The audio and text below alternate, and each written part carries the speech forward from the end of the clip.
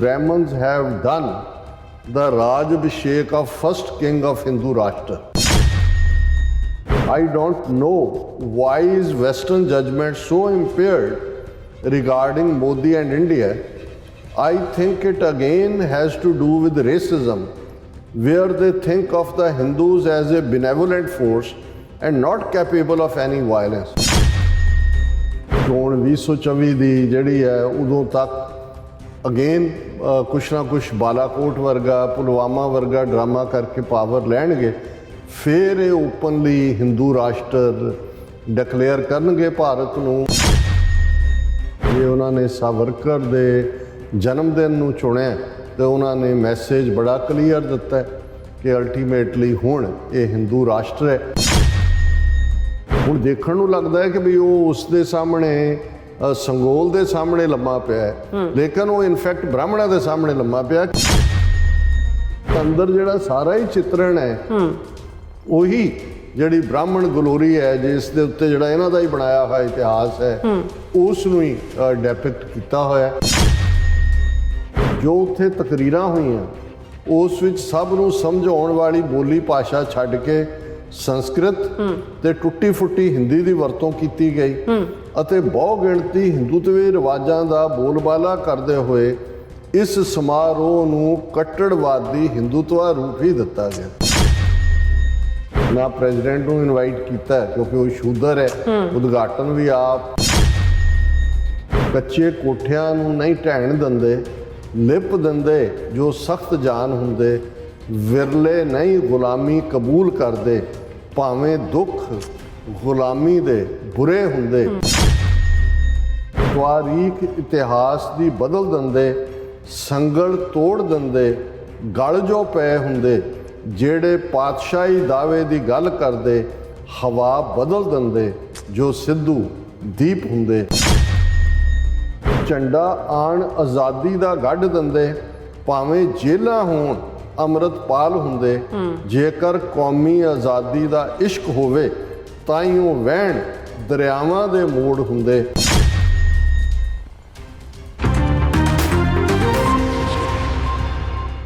ਵਾਹਿਗੁਰੂ ਜੀ ਕਾ ਖਾਲਸਾ, ਵਾਹਿਗੁਰੂ ਜੀ ਕੀ ਫਤਿਹ। ਅਸਲਾਮ ਵਾਲੇਕਮ, ਆਦਾਬ, ਅਰਜ਼ ਮਹਾਂ ਤੁਹਾਡੀ host Anil ਮੁਕੋਟਨਾ ਚਵੀਰੀ four ਦੇ ਸਾਰੇ ਦਰਸ਼ਕਾਂ ਤੇ ਸਰੋਤਿਆਂ ਨੂੰ ਜੀ ਆਇਆਂ ਕਹਿੰਦੀ ਆ ਪ੍ਰੋਗਰਾਮ ਸੱਚੋ ਸੱਚ ਵਿੱਚ, ਜਿਹੜੇ ਇਸ ਪ੍ਰੋਗਰਾਮ ਨਾਲ ਦੇਸ਼ਾਂ ਵਿਦੇਸ਼ਾਂ ਤੋਂ ਜੁੜ ਚੁੱਕੇ ਨੇ। ਖਾਲਸਾ ਅਫੇਅਰ ਸੈਂਟਰ ਦੇ ਸੰਚਾਲਕ ਡਾਕਟਰ ਅਮਰਜੀਤ ਸਿੰਘ ਜੀ ਸਟੂਡੀਓ ਮੇਰੇ ਨਾਲ ਸ਼ਾਮਿਲ ਨੇ। ਉਹਨਾਂ ਨਾਲ ਗੱਲਬਾਤ ਕਰਕੇ ਅੱਜ ਦੇ ਐਮਿਸ਼ਨ ਉੱਪਰ ਉਹਨਾਂ ਤੋਂ ਉਹਨਾਂ ਦਾ ਤਜ਼ੀਆ ਜਾਣਦੇ ਹਾਂ। ਜੀ ਡਾਕਟਰ ਸਾਹਿਬ, ਵਾਹਿਗੁਰੂ ਜੀ ਕਾ ਖਾਲਸਾ, ਵਾਹਿਗੁਰੂ ਜੀ ਕੀ ਫਤਿਹ। ਹਾਂਜੀ ਨੀਲਮ ਕੌਰ ਜੀ, ਤੁਹਾਨੂੰ ਵੀ ਤੇ ਦੁਨੀਆ ਭਰ 'ਚ ਬੈਠੇ ਸਾਡੇ ਬਹੁਤ ਹੀ ਪਿਆਰੇ ਸੋਹਣੇ ਸਿਆਣੇ ਟੀਵੀ 84 ਦੇ ਵਿਊਅਰਸ ਨੂੰ ਵੀ ਵਾਹਿਗੁਰੂ ਜੀ ਕਾ ਖਾਲਸਾ, ਵਾਹਿਗੁਰੂ ਜੀ ਕੀ ਫਤਿਹ। ਤੇ ਸਾਡੇ ਬਹੁਤ ਹੀ ਪਿਆਰੇ ਮੁਸਲਮਾਨ ਭੈਣਾਂ ਭਰਾਵਾਂ ਨੂੰ ਅਸਲਾਮ ਅਲੈਕੁਮ। ਜੀ ਡਾਕਟਰ ਸਾਹਿਬ, ਜੀ ਆਇਆਂ ਨੂੰ ਪ੍ਰੋਗਰਾਮ ਸੱਚੋ ਸੱਚ ਵਿੱਚ। ਬਹੁਤ ਸ਼ੁਕਰੀਆ ਜੀ ਡਾਕਟਰ ਸਾਹਿਬ, ਅੱਜ 30 ਮਈ 2023 17 ਜੇਠ ਨਾਨਕਸ਼ਾਹੀ ਸੰਮਤ 555 ਦਾ ਦਿਨ ਹੈ ਤੇ ਡਾਕਟਰ ਸਾਹਿਬ ਪ੍ਰੋਗਰਾਮ ਸ਼ੁਰੂ ਕਰਨ ਤੋਂ ਪਹਿਲਾਂ ਅਸੀਂ ਪ੍ਰਦਰਸ਼ਕਾਂ ਤੇ ਸਰੋਤਿਆਂ ਨੂੰ ਹਮੇਸ਼ਾ ਤਰ੍ਹਾਂ ਦੱਸਦੇ ਵਿਊਅਰਸ, ਜੇ ਤੁਸੀਂ ਹੱਕ ਸੱਚ ਇਨਸਾਫ ਤੇ ਪੈਰਾ ਦਿੰਦਾ ਇੱਕੋ ਇੱਕ ਚੈਨਲ ਟੀਵੀ 84 ਨੂੰ ਦੇਖਣਾ ਚਾਹੁੰਦੇ ਹੋ ਤਾਂ ਤੁਸੀਂ ਦੇਖ ਸਕਦੇ ਹੋ ਸਪੈਕਟਰਮ ਕੇਬਲ, ਆਰਸੀਐਨ ਕੇਬਲ, ਬੈਲਫੈਮ ਕੈਨੇਡਾ, roku, ਜਾਦੂ ਬਾਕਸ, ਸ਼ਾਵਾ, ਫੇਸਬੁੱਕ ਟੀਵੀ 84 ਦੀ ਐਪ ਰਾਹੀਂ online streaming and IP box ਤੇ ਤੁਸੀਂ ਟੀਵੀ 84 ਨੂੰ ਦੇਖ ਸਕਦੇ ਹੋ। ਵਿਊਅਰਸ, ਜੇ ਤੁਸੀਂ ਟੀਵੀ 84 ਨਾਲ ਪ੍ਰੋਗਰਾਮ ਸੱਚੋ ਸੱਚ ਨਾਲ ਫੇਸਬੁੱਕ ਰਾਹੀਂ ਜੁੜੇ ਤਾਂ ਉਸ ਨੂੰ ਵੱਧ ਲਾਈਕ ਕਰੋ ਤੇ ਸ਼ੇਅਰ ਕਰੋ ਅਤੇ ਨਾਲ ਹੀ YouTube ਤੇ ਸਬਸਕ੍ਰਾਈਬ ਵੀ ਕਰੋ। ਇਹ ਵੀ ਦੱਸਿਓ ਕਿ ਤੁਸੀਂ ਟੀਵੀ 84 ਦੀ ਐਪ ਨੂੰ ਐਂਡਰੋਇਡ ਐਂਡ ਐਪ ਸਟੋਰ ਤੇ ਡਾਊਨਲੋਡ ਕਰਕੇ ਜੋ ਟੀਵੀ 84 ਦੀ ਲਾਈਵ ਸਟ੍ਰੀਮ ਹੈ ਉਸ ਨੂੰ ਤੁਸੀਂ 24 ਆਵਰਸ ਦੇਖ ਸਕਦੇ ਹੋ। ਸੋ ਵਿਊਅਰਸ, ਪ੍ਰੋਗਰਾਮ ਦੀ ਸ਼ੁਰੂਆਤ ਕਰਨ ਜਾ ਰਹੇ ਹਾਂ ਔਰ ਪ੍ਰੋਗਰਾਮ ਦੀ ਸ਼ੁਰੂਆਤ ਕਰਾਂਗੇ ਅੱਜ ਦੀ ਸਪਾਂਸਰਸ਼ਿਪ ਦੇ ਵਾਲੇ ਨਾਲ ਕਿ ਅੱਜ ਦੇ ਪ੍ਰੋਗਰਾਮ ਸੱਚੋ ਸੱਚ ਨੂੰ ਸਪਾਂਸਰ ਕੀਤਾ ਗਿਆ ਹੈ ਡਾਲਸ ਟੈਕਸਸ ਤੋਂ ਵੀਰ ਜਰਨੈਲ ਸਿੰਘ ਨਾਹਲ ਅਤੇ ਬਲਵਿੰਦਰ ਸਿੰਘ ਕੰਗਜੀਰਾ ਵੱਲੋਂ। ਸੋਨਾ ਨੇ ਬੇਨਤੀ ਕੀਤੀ ਹੈ ਕਿ ਅਸੀਂ ਕੌਮੀ ਹਿੱਤਾਂ ਨੂੰ ਮੁੱਖ ਰੱਖੀਏ ਅਤੇ ਆਪਸੀ ਵਖਰੇਵਿਆਂ ਕਾਰਨ ਕੌਮੀ ਪੱਖ ਤੋਂ ਜਿਹੜਾ ਨੁਕਸਾਨ ਨਾ ਕਰਵਾ ਬੈਠੀਏ।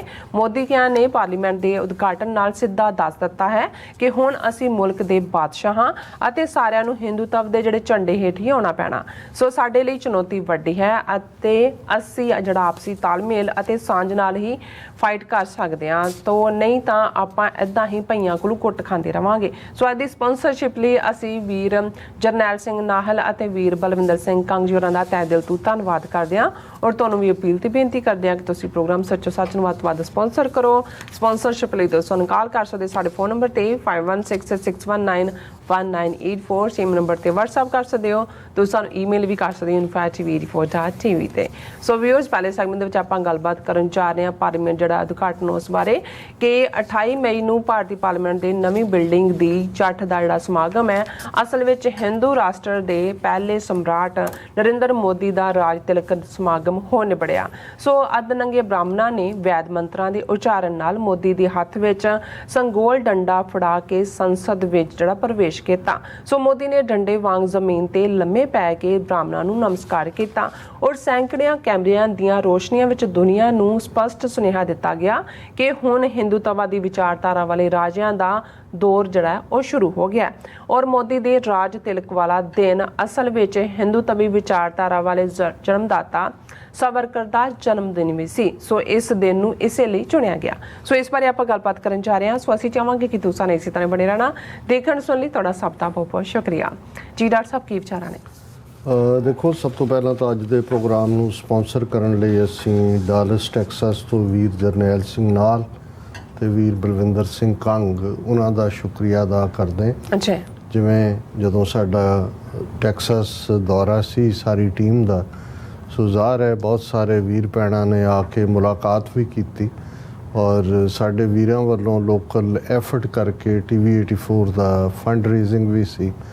ਉਸ ਦੇ ਵਿੱਚ ਇਹਨਾਂ ਵੀਰਾਂ ਨੇ ਵੀ ਜਿਹੜਾ ਹੈ ਉਹ ਬੜਾ ਜਨਰਸਲੀ ਕੰਟਰੀਬਿਊਟ ਕੀਤਾ। ਅੱਛਾ। ਔਰ ਜਿਵੇਂ ਉਹਨਾਂ ਦਾ ਮੈਸੇਜ ਵੀ ਹੈ ਔਰ ਹੁਣ ਤਾਂ ਪਿਛਲੇ ਬੇਸ਼ੱਕ ਕੱਲ੍ਹ ਅਸੀਂ ਪ੍ਰੋਗਰਾਮ ਨਹੀਂ ਸੀ ਕੀਤਾ, ਅਮਰੀਕਾ ਦੇ ਵਿੱਚ ਕੱਲ੍ਹ ਮੈਮੋਰੀਅਲ ਡੇ ਸੀ। ਸੋ ਸਾਰੇ ਜੇ ਅਮਰੀਕਾ ਵਾਲੇ ਆਪਣੇ ਸਿਵਲ ਵਾਰ ਦੇ ਹੀਰੋਜ਼ ਦੀਆਂ ਕਬਰਾਂ ਤੇ ਜਾ ਕੇ ਉਹਨਾਂ ਨੂੰ ਯਾਦ ਕਰ ਰਹੇ ਸੀ ਤੇ ਮੈਨੂੰ ਵੀ ਲੱਗਿਆ ਭਾਈ ਸਾਡੇ ਲਈ ਵੀ ਸਾਡੀਆਂ ਯਾਦਾਂ ਚੋਣ ਵਾਲੇ ਉਹ ਜੁਝਾਰੂ ਸਿੰਘ ਸਿੰਘਣੀਆਂ ਬੀਤੇ ਦੇ ਇਤਿਹਾਸ ਦੇ ਤਾਂ ਅਸੀਂ ਯਾਦ ਕਰਦੇ ਹੀ ਹਾਂ, ਪਰ ਇਹਨਾਂ 4 ਦਹਾਕਿਆਂ ਦੇ ਵਿੱਚ ਜਿਨ੍ਹਾਂ ਨੇ ਕੌਮੀ ਅਣਖ ਗੈਰਤ ਲਈ ਆਪਣਾ ਆਪ ਕੁਰਬਾਨ ਕੀਤਾ ਹੈ ਉਹਨਾਂ ਦੀ ਯਾਦ ਵਿੱਚ ਅਸੀਂ ਵੀ ਜੁੜੀਏ। ਬਿਲਕੁਲ। ਹਾਲਾਂ ਸਾਡੇ ਬਹੁਤ ਸਾਰੇ ਵੀਰਾਂ ਭੈਣਾਂ ਨੇ ਕਾਲ ਕਰਕੇ ਜਾਣਨਾ ਚਾਹਿਆ ਕਿ ਸਭ ਠੀਕ ਠਾਕ ਚੱਲ ਰਿਹਾ। ਸੋ ਅਸੀਂ ਇਹ ਸਮਝਦੇ ਹਾਂ ਕਿ ਵੀ ਇਸ ਵੇਲੇ ਬੇਸ਼ੱਕ ਇਹ 2-3 ਦਿਨ ਅਮਰੀਕਾ ਦੇ ਵਿੱਚ ਤਾਂ ਇਹਨੂੰ ਲੌਂਗ ਵੀਕਐਂਡ ਕਹਿੰਦੇ ਨੇ, ਕਈਆਂ ਦੇ ਇਹ ਹੌਲੀਡੇ ਸੀਜ਼ਨ ਹੁੰਦਾ, ਪਰ ਅਮਰੀਕਾ 'ਚ ਸਿਵਲ ਵਾਰ ਦੇ ਐਂਡ ਤੋਂ ਬਾਅਦ ਇਹ ਇੱਕ ਟ੍ਰੈਡੀਸ਼ਨ ਸ਼ੁਰੂ ਹੋਈ ਸੀ ਕੁਝ ਸਾਲਾਂ ਬਾਅਦ। ਬਿਲਕੁਲ। ਜਿਹਦੇ 'ਚ ਕਿ ਕਿਉਂਕਿ ਇਕੱਲੀਆਂ 20,000 ਦੇ ਕਰੀਬ ਜਿਹੜੀਆਂ ਗ੍ਰੇਵਸ ਨੇ ਉਹ ਵਰਜੀਨੀਆ ਦੀ ਸੈਮੈਟਰੀ 'ਚ ਨੇ ਔਰ ਇਸ ਬਾਰੇ ਹਾਲਾਂ 2 ਰਾਵਾਂ ਨੇ ਕਿ ਵੀ ਇਹ ਮੈਮੋਰੀਅਲ ਡੇ ਨਿਊਯਾਰਕ 'ਚੋਂ ਸ਼ੁਰੂ ਹੋਇਆ ਜਾਂ ਸ਼ਿਕਾਗੋ 'ਚੋਂ ਹੋਇਆ ਜਾਂ ਕਿਵੇਂ ਹੋਇਆ। ਬਹੁਤ ਘੱਟ ਲੋਕ ਖਾਸ ਤੌਰ ਤੇ ਜਿਹੜੇ ਅਮਰੀਕਾ ਤੋਂ ਬਾਹਰ ਸਾਡੇ ਨਾਲ ਜੁੜਦੇ ਨੇ ਉਹਨਾਂ ਨੂੰ ਪਤਾ ਹੋਏਗਾ ਕਿ ਅਮਰੀਕਾ 'ਚ ਇੱਕ ਤਾਂ ਰੈਵੋਲੂਸ਼ਨਰੀ ਵਾਰ ਹੈ ਜਿਹੜੀ ਜਦੋਂ ਅਸੀਂ ਡੈਕਲੇਰੇਸ਼ਨ ਆਫ ਇੰਡੀਪੈਂਡੈਂਸ ਦੀ ਗੱਲ ਕਰਦੇ ਹਾਂ 4 ਜੁਲਾਈ 1776 ਦੀ, ਸੋ ਉਹਨੂੰ ਰੈਵੋਲੂਸ਼ਨਰੀ ਵਾਰ ਕਿਹਾ ਜਾਂਦਾ ਹੈ ਕਿਉਂਕਿ ਅਗਲੇ 4-5 ਸਾਲ ਫਿਰ ਜਿਹੜੀ ਅਮਰੀਕਨਾਂ ਦੀ ਲੜਾਈ ਸੀ ਉਹ ਬ੍ਰਿਟਿਸ਼ ਅੰਪਾਇਰ ਨਾਲ ਸੀ, ਬ੍ਰਿਟਿਸ਼ ਸੋਲਜਰਸ ਨਾਲ ਸੀ ਕਿਉਂਕਿ 13 ਕਾਲੋਨੀਜ਼ ਜਿਨ੍ਹਾਂ ਨੇ ਅਮਰੀਕਾ ਦੇ ਫਾਊਂਡੇਸ਼ਨ ਰੱਖੀ ਆਪਣੇ ਆਪ ਨੂੰ ਉਹਨਾਂ ਨੇ ਬ੍ਰਿਟਿਸ਼ ਬਸਤੀਵਾਦ ਤੋਂ ਆਜ਼ਾਦ ਹੋਣ ਦਾ ਐਲਾਨ ਕੀਤਾ ਸੀ।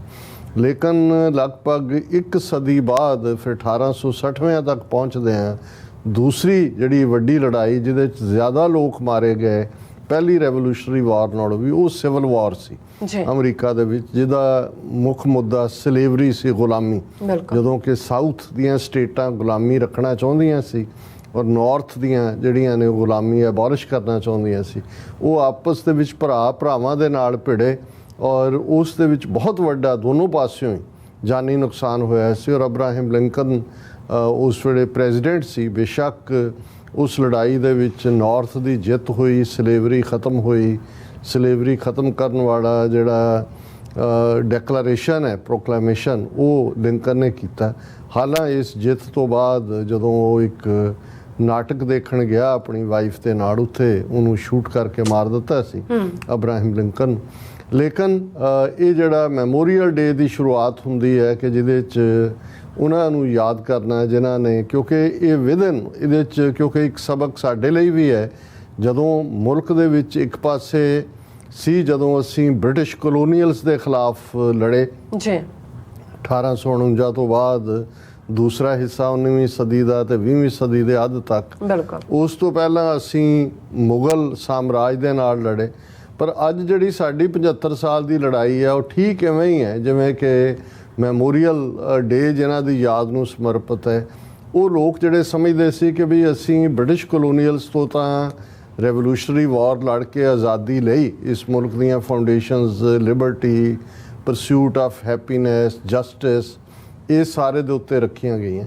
ਪਰ ਉਹਨਾਂ ਨੂੰ ਇਹ ਲੱਗਦਾ ਸੀ ਕਿ ਵੀ ਇੱਥੇ ਵੀ ਇੱਕ ਕਲਾਸ ਜਿਹੜੀ ਹੈ ਉਹ ਇਨਸਾਨ ਨੂੰ ਬਰਾਬਰ ਦਾ ਇਨਸਾਨ ਨਹੀਂ ਸਮਝਦੀ। ਉਹ ਗੁਲਾਮੀ ਨੂੰ, ਜਿਹੜੀ ਸਲੇਵਰੀ ਜਿਸ ਦੇ ਵਿੱਚ ਬਹੁਤ ਸਾਰੇ ਅਫਰੀਕਨ ਅਮਰੀਕਨ ਜਿਵੇਂ ਸ਼ਿਪਸ ਦੇ ਉੱਤੇ ਲਿਆਂਦਾ ਜਾਂਦਾ ਸੀ, ਉਹਨਾਂ ਨੂੰ ਇੱਕ ਵੱਡਾ ਵਪਾਰ ਸੀ, ਇਸ ਦੇ ਵਿੱਚ ਮਨੀ ਇਨਵੋਲਵ ਸੀ। ਅੱਜ ਵੀ ਜਦੋਂ ਅਸੀਂ ਦੇਖਦੇ ਹਾਂ ਕਿ ਵੈਸਟਰਨ ਜਿਹੜਾ ਉਹ ਕਾਰਪੋਰੇਟ ਅਮਰੀਕਾ ਹੋਏ ਜਾਂ ਯੂਰਪ ਦੀਆਂ ਉਹ ਵੱਡੀਆਂ ਕੰਪਨੀਆਂ ਔਰ ਵੱਡੇ ਵੱਡੇ ਅਦਾਰੇ ਜਿਹੜੇ ਭਾਰਤ ਦੇ ਨਾਲ ਇਹ ਦੇਖਦਿਆਂ ਹੋਇਆਂ ਵੀ ਕਿ ਉੱਥੇ ਕੀ ਚੱਲ ਰਿਹਾ, ਉੱਥੇ ਮਾਈਨੋਰਟੀਜ਼ ਦੇ ਉੱਤੇ ਕਿੰਨੇ ਜ਼ੁਲਮ ਹੋ ਰਹੇ ਨੇ, ਉੱਥੇ ਕਿਵੇਂ ਉਹ ਮੁਸਲਮਾਨ, ਈਸਾਈ, ਸਿੱਖ, ਦਲਿਤ, ਆਦੀਵਾਸੀ ਕਿਵੇਂ ਸਫਰ ਕਰ ਰਹੇ ਨੇ, ਕਿਵੇਂ ਨਰਿੰਦਰ ਮੋਦੀ ਦਾ ਰਜੀਮ ਬਿਲਕੁਲ ਜਿਹੜਾ ਹੈ ਉਹ ਨਾਜ਼ੀਆਂ ਦੀ ਤਰਜ਼ ਦੇ ਉੱਤੇ ਹੈ।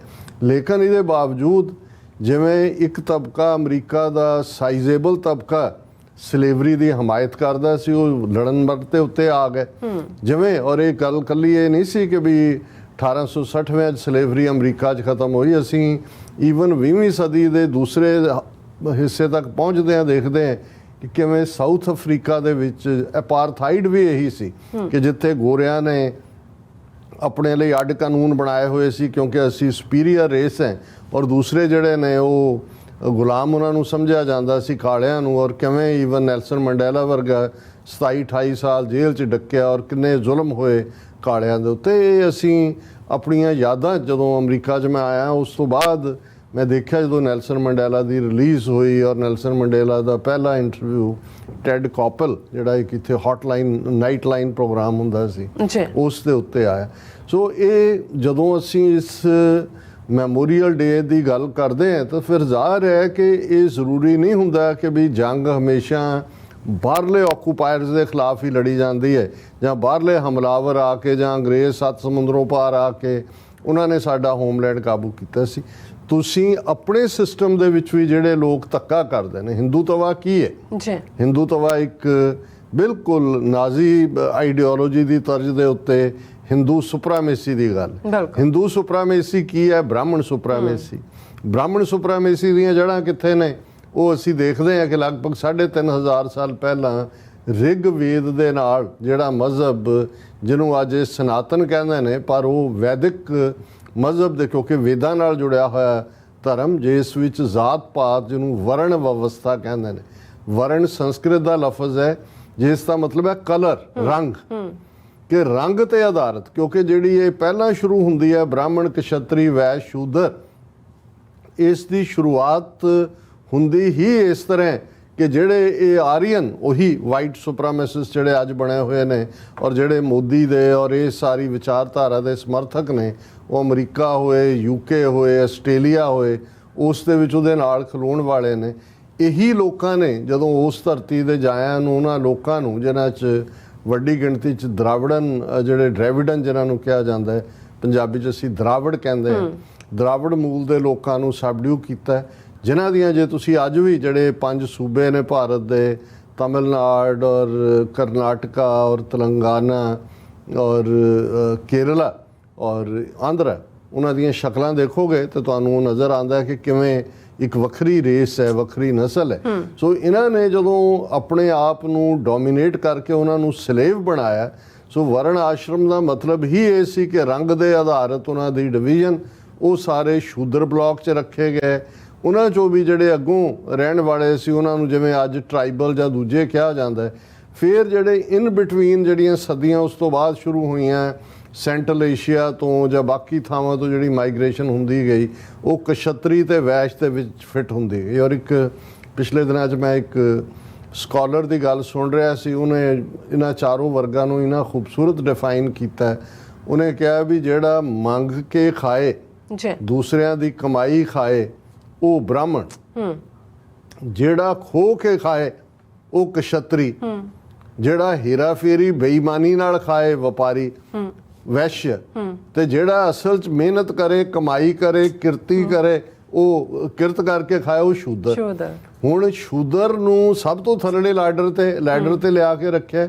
ਔਰ ਜੇ ਤੁਸੀਂ ਧਿਆਨ ਨਾਲ ਇਹਨਾਂ 3,500 ਸਾਲ ਦਾ ਇਤਿਹਾਸ ਦੇਖੋਗੇ, ਕਿਉਂਕਿ ਅੱਜ ਅਸੀਂ ਪਹਿਲੇ ਸ਼ੁਰੂਆਤੀ ਦੌਰ 'ਚ ਗੱਲ ਇਸ ਲਈ ਕਰ ਰਹੇ ਹਾਂ, ਜਿਹੜਾ ਮੈਸੇਜ ਵੀਰ ਜਰਨੈਲ ਸਿੰਘ ਨਾਲ ਔਰ ਬਲਵਿੰਦਰ ਸਿੰਘ ਕਾਂਗੋਰਾ ਨੇ ਵੀ ਦਿੱਤਾ, ਔਰ ਪਿਛਲੇ 72 ਘੰਟੇ ਤੋਂ ਮੇਨ ਖਬਰ ਹੀ ਇਹ ਬਣੀ ਹੋਈ ਹੈ ਕਿ ਜਿਸ ਅੰਦਾਜ਼ ਦੇ ਵਿੱਚ 28 ਮਈ ਨੂੰ ਨਵੇਂ ਸੰਸਦ ਭਵਨ, ਜਿਸ ਨੂੰ ਗ੍ਰੇਟ ਵਿਸਟਾ ਦਾ ਨਾਂ ਦਿੱਤਾ ਗਿਆ, ਉਹਦੇ ਉਦਘਾਟਨ ਦੇ ਨਾਂ ਦੇ ਥੱਲੇ ਜਿਵੇਂ ਚੋਲ ਵੰਸ਼ ਤੋਂ ਬਾਅਦ, ਕਿਉਂਕਿ ਅਸੀਂ ਆਲਰੇਡੀ ਸੰਗੋਲ ਦਾ ਜ਼ਿਕਰ ਕੀਤਾ ਸੀ ਕਿ ਭਾਈ ਉਹਨੂੰ ਲਿਆਂਦਾ ਜਾ ਰਿਹਾ ਹੈ, ਔਰ ਇਹ ਜੀ ਇਲਾਹਾਬਾਦ ਦੇ ਮਿਊਜ਼ੀਅਮ 'ਚੋਂ ਲਿਆਂਦਾ ਹੈ, ਉਹਨੂੰ ਤਾਂ ਲੇਬਲ ਕੀਤਾ ਹੋਇਆ ਸੀ ਵਾਕਿੰਗ ਸਟਿਕ ਦੇ ਤੌਰ ਤੇ, ਨਹਿਰੂ ਨੇ ਉਹਨੂੰ ਆਪਣਾ ਪਰਸਨਲ ਬਣਾ ਲਿਆ ਸੀ। ਤੇ ਇਹ ਕਿਵੇਂ ਉਹ ਝੂਠਾ, ਜਿਵੇਂ ਸਾਰੀ ਹਿੰਦੂ ਤਵੀਆਂ ਨੇ ਇੱਕ ਇਤਿਹਾਸ ਰਚਿਆ। ਔਰ ਅਸੀਂ ਆਪਣੇ ਅਖੀਰਲੇ ਪ੍ਰੋਗਰਾਮ 'ਚ ਫਰਾਈਡੇ ਵਰਜੀਨੀਆ ਜਾਣ ਤੋਂ ਪਹਿਲੇ ਇਹ ਮੈਂਸ਼ਨ ਕੀਤਾ ਸੀ। ਉਦੋਂ ਅਜੇ ਅੰਦਾਜ਼ਾ ਨਹੀਂ ਸੀ, ਕਿਉਂਕਿ ਅਗਲੇ ਦਿਨ ਉਹ ਸਾਰਾ ਜਿਹੜਾ ਉਹ ਨੌਟੰਕੀ ਹੋਣੀ ਸੀ। ਪਰ ਮੈਂ ਇਹ ਜ਼ਰੂਰ ਕਿਹਾ ਸੀ ਕਿ ਵੀ ਇਹ ਕਿਉਂਕਿ ਉਦੋਂ ਤੱਕ ਅਨਫੋਲਡ ਨਹੀਂ ਸੀ ਕੀਤਾ ਗਿਆ ਕਿ ਭਾਈ ਕੀ ਹੋਣਗੀਆਂ ਰਸਮਾਂ।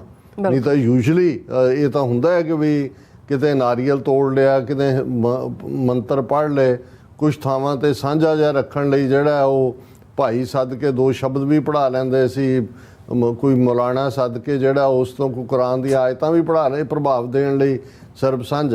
ਪਰ ਜਦੋਂ ਸੰਗੋਲ ਉਹ ਸ਼ਿਵ ਜੀ ਦਾ ਬੈਲ ਨੰਦੀ ਔਰ ਉਹ ਸਾਰਾ, ਤਾਂ ਮੈਨੂੰ ਇਹ ਨਜ਼ਰ ਆ ਰਿਹਾ ਸੀ ਕਿ ਵੀ ਇਹ ਜਿਹੜਾ ਇਸ ਈਵਨ ਜਿਹੜੀ ਇਨੋਗ੍ਰੇਸ਼ਨ ਦੇ ਨਾਂ ਥੱਲੇ ਮੁੱਢਲੀ ਰਸਮ ਹੋਏਗੀ, ਉਹਦੇ 'ਚੋਂ ਵੀ ਜਿਹੜਾ ਉਹ ਸਿਰਫ ਤੇ ਸਿਰਫ ਹਿੰਦੂਤਵਾਦੀ ਆਈਡੀਓਲੋਜੀ, ਬ੍ਰਾਹਮਣਵਾਦ ਹੀ ਝਲਕ ਰਿਹਾ ਹੋਏਗਾ।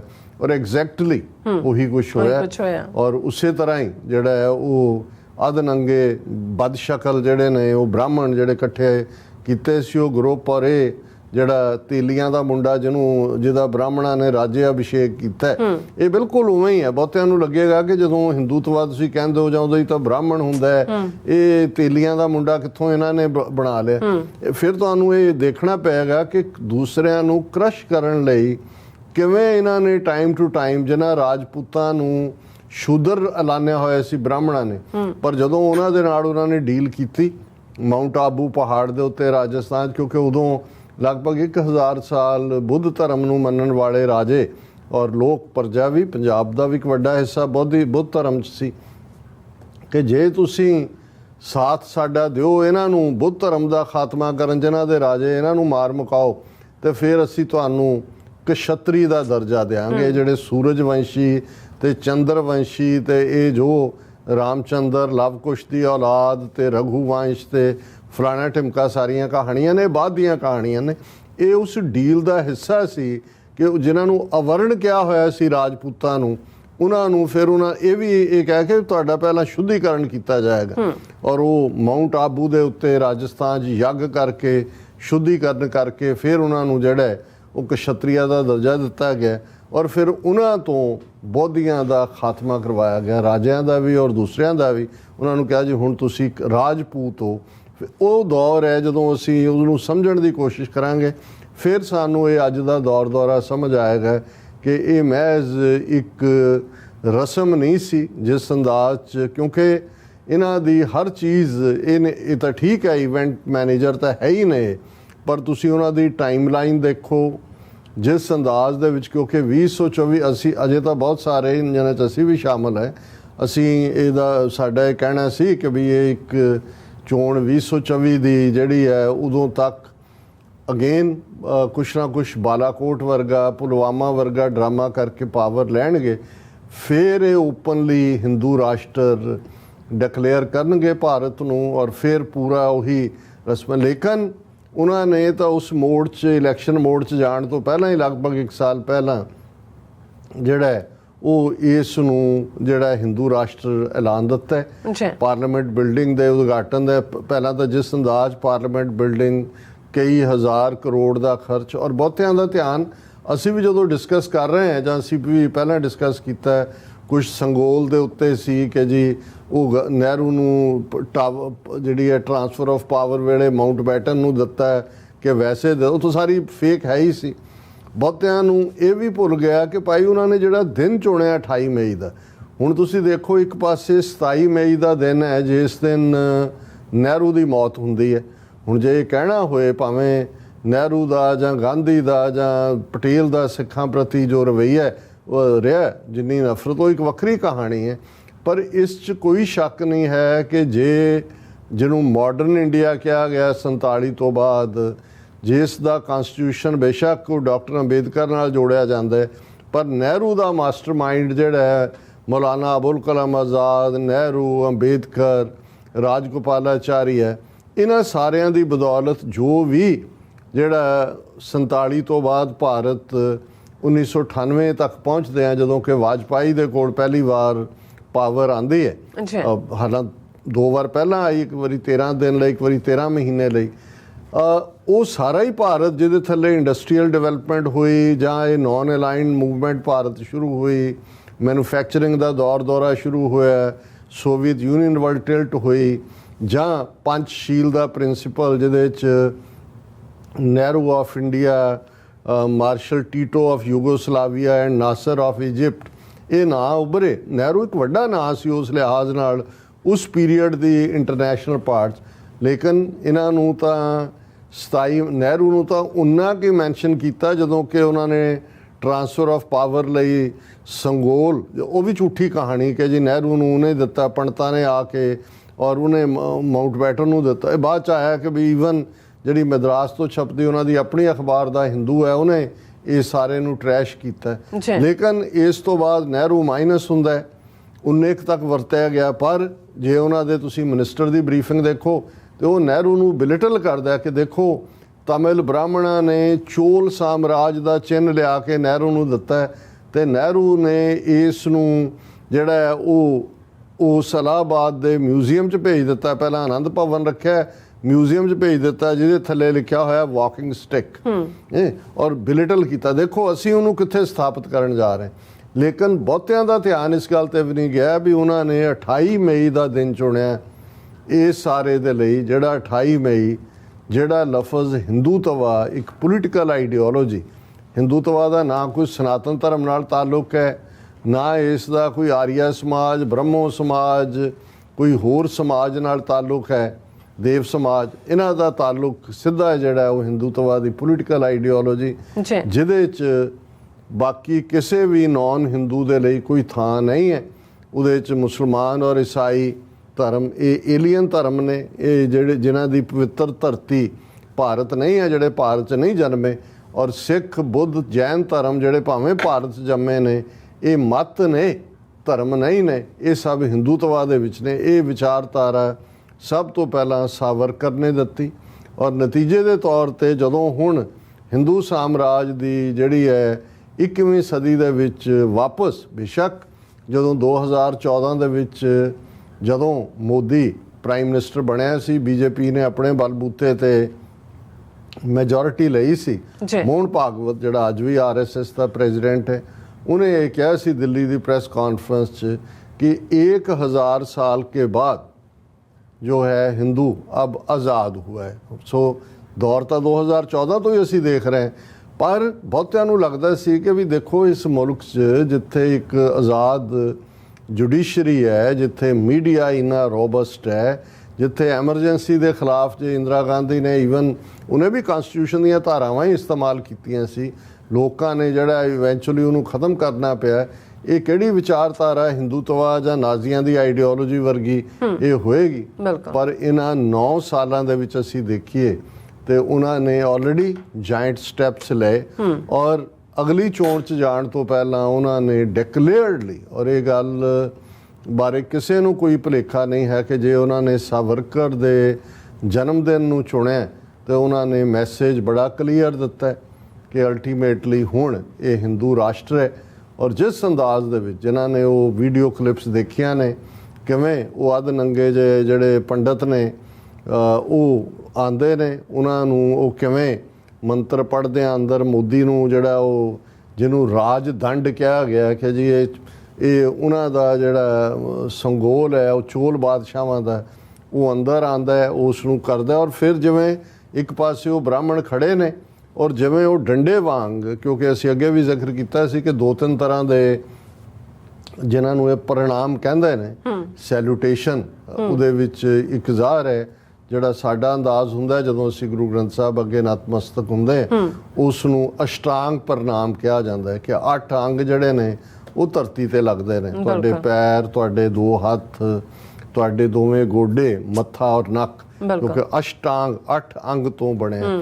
ਤੇ ਇੱਕ ਜਿਹੜਾ ਇਹਨਾਂ ਦਾ ਬਿਲਕੁਲ ਜਿਹਦੇ ਥੱਲੇ ਆ ਪੂਰਾ ਸਮਰਪਣ ਕਿਸੇ ਸਾਹਮਣੇ ਹੋਣ ਦੀ ਲਾਈਨ ਹੈ, ਉਹਨੂੰ ਦੰਡਵਤ ਪ੍ਰਣਾਮ ਕਹਿੰਦੇ ਨੇ। ਦੰਡ ਡੰਡੇ ਨੂੰ ਕਹਿੰਦੇ ਨੇ ਕਿ ਜਿਵੇਂ ਡੰਡਾ ਧਰਤੀ ਤੇ ਡਿੱਗਦਾ। ਜੇ ਤੁਸੀਂ ਮੋਦੀ ਦਾ ਔਰ ਮੇਰਾ ਖਿਆਲ ਹੈ ਸਾਡੀ ਟੀਮ ਦਿਖਾ ਰਹੀ ਹੋਏਗੀ ਕਿ ਜੇ ਤੁਸੀਂ ਉਸ ਨੂੰ ਦੇਖੋ, ਹੁਣ ਦੇਖਣ ਨੂੰ ਲੱਗਦਾ ਹੈ ਕਿ ਵੀ ਉਹ ਉਸ ਦੇ ਸਾਹਮਣੇ ਸੰਗੋਲ ਦੇ ਸਾਹਮਣੇ ਲੰਮਾ ਪਿਆ ਹੈ, ਲੇਕਿਨ ਉਹ ਇਨਫੈਕਟ ਬ੍ਰਾਹਮਣਾਂ ਦੇ ਸਾਹਮਣੇ ਲੰਮਾ ਪਿਆ, ਕਿਉਂਕਿ ਇਹ ਜਦੋਂ ਵੀ ਰਾਜ ਅਭਿਸ਼ੇਕ ਹੁੰਦਾ ਸੀ, ਰਾਜ ਅਭਿਸ਼ੇਕ ਦੇ ਵਿੱਚ ਇਹੀ ਰਾਜ ਅਭਿਸ਼ੇਕ ਪੁਰਾਣੇ ਵੇਲੇ ਜਦੋਂ ਫਿਰ ਬ੍ਰਾਹਮਣਾਂ ਨੇ ਕਸ਼ਤਰੀਆਂ ਨੂੰ ਰਾਜੇ ਤਾਂ ਮੰਨ ਲਿਆ, ਰਾਜਪੂਤਾਂ ਨੂੰ ਕਸ਼ਤਰੀਆ ਮੰਨ ਲਿਆ, ਉਹਨਾਂ ਨੂੰ ਰਾਜੇ ਮੰਨ ਲਿਆ, ਪਰ ਉਹਨਾਂ ਦੇ ਸਾਹਮਣੇ ਇਹ ਸ਼ਰਤ ਸੀ ਕਿ ਬਈ ਉਹਨਾਂ ਨੂੰ ਜਿਹੜਾ ਉਹਨਾਂ ਦਾ ਰਾਜ ਤਿਲਕ ਬ੍ਰਾਹਮਣ ਕਰੇਗਾ, ਉਹ ਬ੍ਰਾਹਮਣ ਦਾ ਝੂਠਾ ਵੀ ਖਾਏਗਾ, ਲੰਮਾ ਪੈ ਕੇ ਉਹਨੂੰ ਨੱਕ ਰਗੜੇਗਾ, ਉਹਦੇ ਦਰਬਾਰ ਦੇ ਵਿੱਚ ਰਾਜ ਪ੍ਰੋਤ ਹੋਏਗਾ ਜਿਹਦਾ ਫੈਸਲਾ ਫਾਈਨਲ ਹੋਏਗਾ। ਫਿਰ ਬ੍ਰਾਹਮਣ ਦੇ ਉੱਤੇ ਉਹ ਕਤਲ ਕਰਦੇ, ਕੁਛ ਉਹ ਮਨੂ ਸਮ੍ਰਿਤੀ ਦੇ ਲਾਅ ਬ੍ਰਾਹਮਣਾਂ ਤੇ ਲਾਗੂ ਕਰਦੇ ਸੀ, ਔਰ ਰਾਜਾ ਬਣਨ ਦਾ ਹੱਕ ਜਿਹੜਾ ਹੈ ਉਹ ਉਸ ਵੇਲੇ ਰਾਜਾ ਬੇਸ਼ੱਕ ਕਸ਼ਤਰੀ, ਪਰ ਇਹ ਬ੍ਰਾਹਮਣ ਅਪਰੂਵ ਕਰਦਾ ਸੀ ਵੀ ਕਿਹਨੂੰ ਬਣਾਉਣਾ ਹੈ ਕਿ ਨਹੀਂ ਬਣਾਉਣਾ। ਔਰ ਇਸ ਦੀਆਂ ਉਦਾਹਰਨਾਂ ਨੇ, ਹੁਣ ਭਾਵੇਂ ਮਰਾਠੇ ਜਿੰਨੇ ਮਰਜ਼ੀ ਹਿੰਦੂਤਵਾ ਨੂੰ ਲੈ ਕੇ ਉਛਲਦੇ ਹੋਣ, ਸ਼ਿਵਾਜੀ ਮਰਾਠੇ ਕਿਉਂਕਿ ਸ਼ੂਦਰ ਕਲੈਨ 'ਚ ਸੀ, ਜਦੋਂ ਸ਼ਿਵਾਜੀ ਨੇ ਆਪਣੀਆਂ ਕੰਕਰਿੰਗਸ ਕਰ ਲਈਆਂ ਔਰ ਉਹ ਆਪਣਾ ਉਹਨੇ ਬ੍ਰਾਹਮਣਾਂ ਨੂੰ ਸੱਦਿਆ ਕਿ ਬਈ ਇਹ ਰਾਜ ਅਭਿਸ਼ੇਕ ਕਰੋ ਰਾਜ, ਉਹਨਾਂ ਨੇ ਕਿਹਾ ਵੀ ਨਾ ਤੂੰ ਤਾਂ ਸ਼ੂਦਰ ਹੈ। ਫਿਰ ਕਿੰਨੀਆਂ ਸ਼ਰਤਾਂ ਲਾਈਆਂ, ਕਿੰਨੇ ਬ੍ਰਾਹਮਣਾਂ ਦੇ ਝੂਠੇ ਪੈਰ ਧੋ ਕੇ ਉਹਨੇ ਪੀਤੇ, ਕਿੰਨਾ ਪੈਸਾ ਜਾਂ ਉਹਨਾਂ ਨੂੰ ਦਿੱਤਾ ਹੋਏਗਾ ਕਿ ਫਾਈਨਲੀ ਉਹਦਾ ਨੱਕ ਰਗੜਾ ਕੇ ਬੜੀ ਬੁਰੀ ਤਰ੍ਹਾਂ ਫਿਰ ਜਿਹੜਾ ਉਸ ਦਾ ਰਾਜ ਤਿਲਕ ਦਿੱਤਾ ਗਿਆ। ਇਹ ਇੱਕ ਪਾਰਟ ਸੀ। ਔਰ ਇਹੀ ਅੰਦਾਜ਼ ਦੇ ਵਿੱਚ ਜੇ ਤੁਸੀਂ ਦੇਖੋ ਵੀ ਜਿਸ ਅੰਦਾਜ਼ 'ਚ ਮੋਦੀ ਨੇ ਉਸ ਡੰਡੇ ਨੂੰ ਫੜਿਆ ਜਿਹੜੇ ਬ੍ਰਾਹਮਣਾਂ ਨੇ, ਉਹ ਇਵੇਂ ਹੀ ਸੀ ਕਿ ਵੀ ਅਸੀਂ ਹੁਣ ਬ੍ਰਾਹਮਣ ਧਰਮ ਦੀ ਰੱਖਿਆ ਦੇ ਲਈ ਜਿਹੜਾ ਹੈ ਉਹ ਹੁਣ ਬ੍ਰਾਹਮਣ ਧਰਮ ਕੀ ਹੈ। ਹੁਣ ਜਦੋਂ ਤੁਸੀਂ ਗੋਸਵਾਮੀ ਤੁਲਸੀਦਾਸ ਦੀ ਤੁਲਸੀ ਰਾਮਾਇਣ ਪੜ੍ਹਦੇ ਹੋ, ਔਰ ਇਹ ਈਵਨ ਜਦੋਂ ਤੁਸੀਂ ਭਗਵਤ ਗੀਤਾ ਵੀ ਦੇਖਦੇ ਹੋ, ਜਿਸ ਦੇ ਜਦੋਂ ਕ੍ਰਿਸ਼ਨ ਔਰ ਅਵਤਾਰਵਾਦ ਦੀ ਗੱਲ ਅਰਜਨ ਦੇ ਨਾਲ ਕਰਦੇ ਨੇ, ਔਰ ਉਹਦੇ 'ਚ ਜੇ ਤੁਸੀਂ ਇੱਕ ਤਾਂ ਇਹ ਹੈ ਜਦੋਂ ਗੋਸਵਾਮੀ ਤੁਲਸੀਦਾਸ ਦੀ ਤੁਸੀਂ ਤੁਲਸੀ ਰਾਮਾਇਣ ਦੇਖਦੇ ਹੋ ਕਿ ਉਹਦੇ 'ਚੋਂ ਬੜਾ ਕਲੀਅਰਲੀ ਕਹਿੰਦਾ ਹੈ ਕਿ ਭਾਈ ਜਬ ਜਬ ਹੋਏ ਧਰਮ ਕੀ ਹਾਨੀ, ਬਾੜੇ ਅਸੁਰ ਅਧਮ ਅਭਿਮਾਨੀ, ਕਰੇ ਅਨੀਤ ਜਾਏ ਨ ਵਰਣੀ, ਬੀਧੇ ਵਿਪਰ ਤੇਨ ਸੁਰ ਧਰਨੀ, ਤਬ ਤਬ ਪ੍ਰਭੂ ਧਰ ਵਿਵਿਧ ਸਰੀਰਾ, ਹਰੇ ਕਿਰਪਾ ਨਿਜ ਸੱਜਣ ਪੀੜਾ।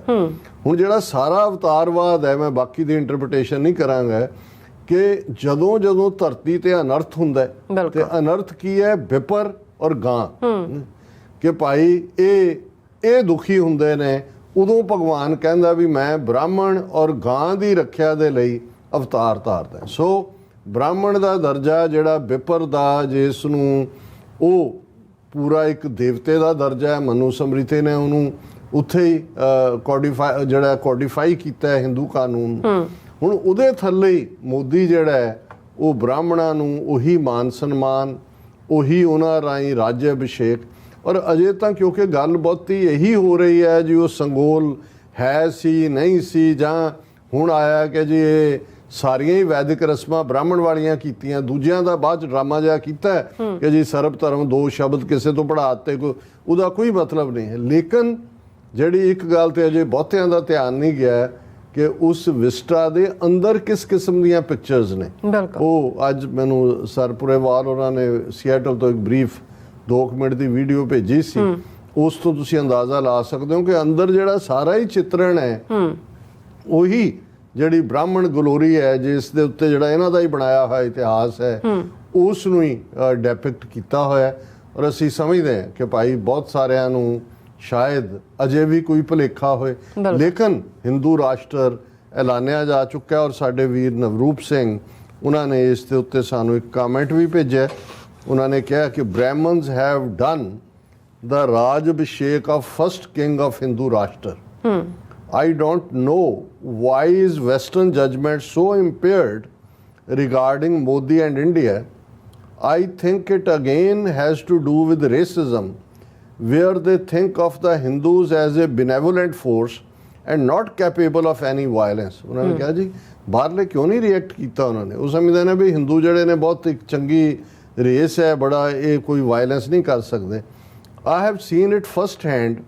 White people straight off go to laughing when they hear about the Hindus because the image they have in their minds is of a cow piss drinking meek 5 feet 5 inches man not capable of any form of aggression। ਕਿ 5 ਫੁੱਟ 5 inch ਦਾ ਬੰਦਾ ਗਾਂ ਮੂਤਰ ਪੀਣ ਵਾਲਾ ਉਹਦੇ ਤੋਂ ਕੀ ਕੋਈ ਸਰਨਾ ਹੈ, ਕੋਈ ਕਰਨ ਜੋਗਾ ਨਹੀਂ ਹੈ। And to not help things out, the ones in the West that understands these Hindutva thugs, they either are the corporate class, ਇੱਕ ਜਿਹੜੇ ਚਲਾਕ ਨੇ ਜਿਹਨਾਂ ਨੂੰ ਪਤਾ ਹੈ ਕੀ ਹੈ, ਬਿਲਕੁਲ, ਪਰ ਜਿਵੇਂ ਸਲੇਵਰੀ ਇੱਥੇ ਜਸਟੀਫਾਈਡ ਸੀ, ਮਨੀ ਮੇਕਿੰਗ ਸੀ ਔਰ ਸਪੋਰਟ ਕਰਦੇ ਸੀ। ਸਾਊਥ ਅਫਰੀਕਾ 'ਚ ਵੀ ਕਿੰਨੀ ਦੇਰ, ਜਦੋਂ ਤੱਕ ਅਮਰੀਕਨ ਕਾਂਗਰਸ 'ਚ ਕਾਲਿਆਂ ਨੇ ਆ ਕੇ ਇੱਕ ਪੂਰਾ ਆਪਣਾ ਲੌਬੀ ਨਹੀਂ ਬਣਾਈ ਸਾਊਥ ਅਫਰੀਕਾ ਦੇ ਉੱਤੇ, ਇਕਨੋਮਿਕਲ ਸੈਂਕਸ਼ਨਸ, ਫਲਾਈਟਸ ਦੇ ਉੱਤੇ ਪਾਬੰਦੀ, ਓਲੰਪਿਕ ਦੂਜੀਆਂ ਤੀਜੀਆਂ ਖੇਡਾਂ 'ਚ ਕੋਈ ਰੋਕ ਥੋੜੀ ਸਕਿਆ ਉਹਨੂੰ। ਸੋ ਇਹੀ ਅੱਜ ਵੀ ਜਿਹੜੇ ਕਾਰਪੋਰੇਟ ਨੇ ਉਹਨਾਂ ਨੂੰ ਲੱਗਦਾ ਕੋਈ ਨਹੀਂ, ਜੇ ਬਾਕੀਆਂ ਨੂੰ ਦੱਬ ਰਹੇ ਨੇ ਐਜ਼ ਲੌਂਗ ਐਜ਼, ਔਰ ਉਹੀ ਡੀਲ, ਉਹੀ ਅੰਬਾਨੀ ਅਡਾਨੀ ਉਹ ਵੇਚ ਰਹੇ ਨੇ, ਔਰ ਇਹਨਾਂ ਦੇ ਹੀ ਮੁਲਕਾਂ 'ਚ ਆ ਕੇ ਉਹ ਕੋਈ ਲਲਿਤ ਹੋਏ, ਕੋਈ ਉਹ ਜਿਹੜੇ ਸਾਰੇ ਦੌੜੇ ਹੋਏ ਨੇ ਚੌਕਸੀ ਔਰ ਦੂਸਰੇ ਇਹਨਾਂ ਮੁਲਕਾਂ 'ਚ ਆ ਕੇ ਰੁਕੇ ਹੋਏ ਨੇ।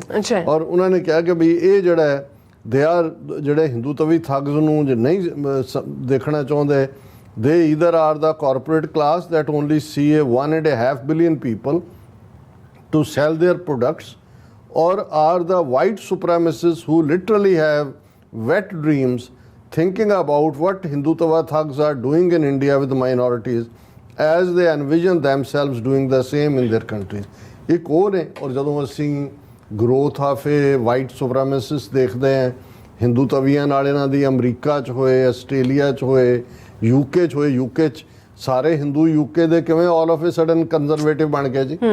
ਹੁਣ ਉਹ ਸਾਰੇ ਜਿਹੜੇ ਨੇ ਉਹ ਦੂਸਰੀ ਪਾਰਟੀ ਲੇਬਰ ਪਾਰਟੀ 'ਚ ਹੁੰਦੇ ਸੀ, ਸਾਰੇ ਹੀ ਦੇਸੀ ਲੋਕ ਉਹਦੇ 'ਚ ਹੁੰਦੇ ਸੀ, ਪਰ ਕਿਉਂਕਿ ਹੁਣ ਹਿੰਦੂਤਵਾ ਦੀ ਆਈਡੀਓਲੋਜੀ ਵੈਲ ਫਿਟ ਹੁੰਦੀ ਹੈ ਵਾਈਟ ਸੁਪਰੈਮੈਸਿਸਟ ਦੇ ਨਾਲ।